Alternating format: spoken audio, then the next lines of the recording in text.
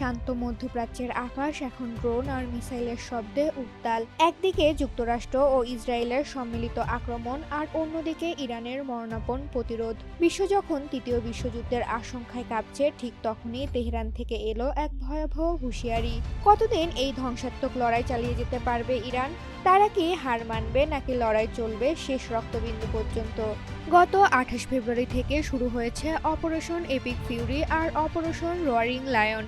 Washington আর তেল আবিবের সাঁড়াশি আক্রমণের মুখে ইরান এখন রণক্ষেত্র।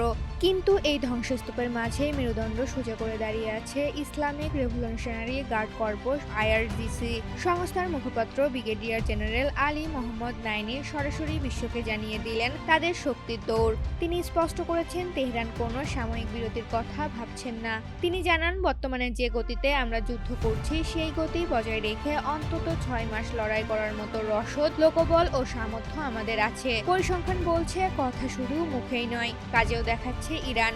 গত মাত্র ৭ দিনে মধ্যপ্রাচ্যে ছড়িয়ে থাকা ২০০-র বেশি মার্কিন ও ইসরায়েলি সামরিক স্থাপনা গুঁড়িয়ে দিয়েছে ইরানের নিয়মিত বাহিনী ও আইআরজিসি। দফায় দফায় ড্রোন আর ক্ষেপণাস্ত্রের বৃষ্টিতে কোণঠাসা হয়ে পড়েছে শত্রুপক্ষ।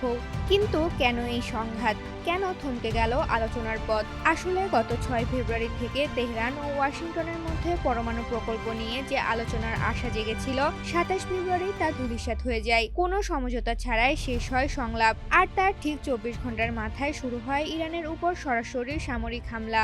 এখন প্রশ্ন একটাই, আগামী ৬ মাস কি তবে রক্তক্ষয়ী সংঘাতই দেখবে বিশ্ব? ইরানের এই তীব্র লড়াইয়ের ঘোষণা কি কেবল সামরিক হুঙ্কার, নাকি এর পিছনে লুকিয়ে আছে বড় কোনো কৌশল?